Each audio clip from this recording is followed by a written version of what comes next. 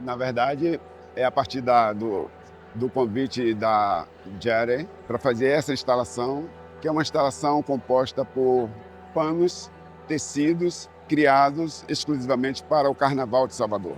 Então, são tecidos que nos representam, são tecidos políticos, né?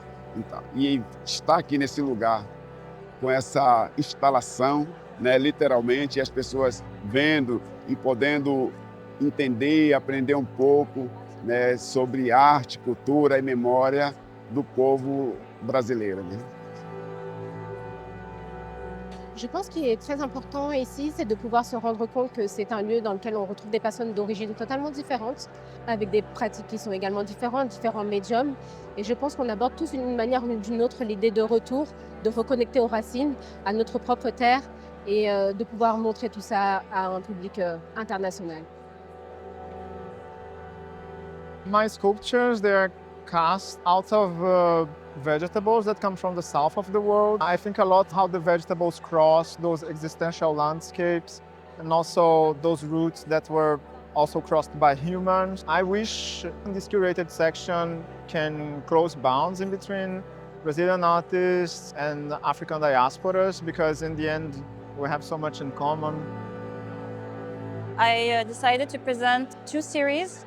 One that is talking about the architecture as a reminiscence, as a place of remembrance, and another that is bringing a textile as a background to talk about the inheritance of displacement of population. The work has been always interested in zooming into a historical micro moment, and in this instance, I'm looking at the very sort of microsecond where peace is granted in 2002 when the civil war ended in Angola. The work is really looking at that idea of the distribution of peace as an idea, as something that becomes granted and becomes always granted in a certain direction, unfortunately, not necessarily in a way that is completely reliant on the resistance itself. This presentation here at FriezeLondon, I'm showing a project that is called Natural Daughter, and it's about my great-great-grandmother. She was born around 1855 in a coffee plantation in the outskirts of Rio de Janeiro. And with that information, I went to this coffee plantation and I started digging for documents, and I found a death certificate that could be of Francisca, my great-great-grandmother. This is about her.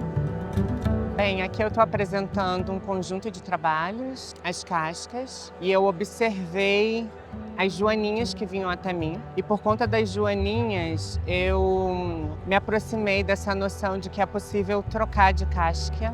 E também no Rio de Janeiro, quando eu me mudei para o lugar onde eu estou morando agora, eu vi muitas mariposas. Então, com as mariposas também, de algum jeito, eu aprendi a observar a luz da lua ao invés da luz artificial. E então, para mim, as questões que envolvem diáspora, memória, negritude, se conecta comigo muito através da mudança, da transformação e da possibilidade de ser uma outra coisa, partindo também do passado.